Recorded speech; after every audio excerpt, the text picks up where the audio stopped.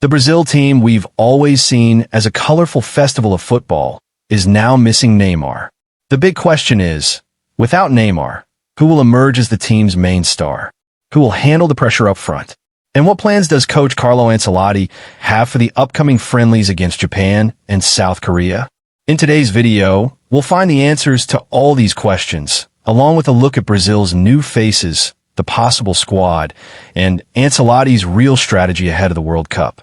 So stay tuned till the end, because surprises are waiting for you one after another. Let's get to the main news first. With the World Cup approaching, teams around the world are hitting the pitch to sharpen themselves. Every team wants to assess their strengths and weaknesses before the big stage and keep their players match fit. Brazil is no exception. Through these friendlies against Japan and South Korea, Ancelotti wants to test out his experimental lineup. He knows very well that the players given chances now will directly impact the final World Cup squad. That's why these matches are not just friendlies. They're investments for the future.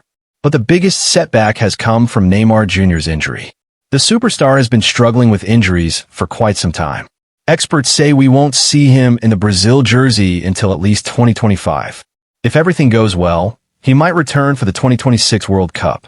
But the real question is, how will Brazil perform without him in the meantime?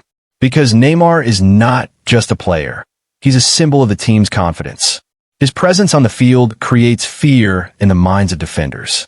Now fans are asking, who will fill Neymar's shoes? In search of an answer, a few big names are coming up. Ancelotti has already made it clear.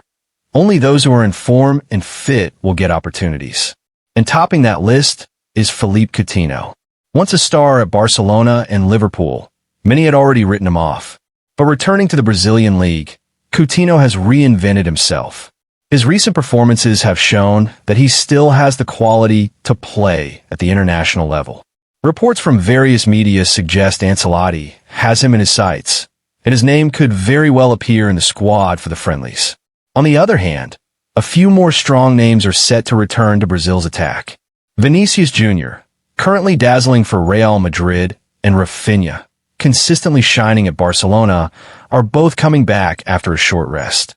Vinícius' speed, skill, and goal-scoring ability make him one of Brazil's biggest assets.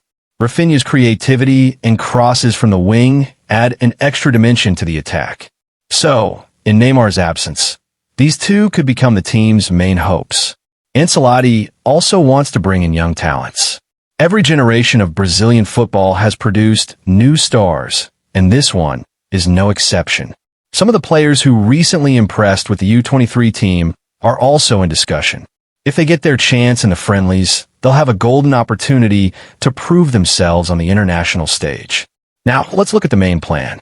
Ancelotti has years of experience coaching European clubs and is tactically very sharp.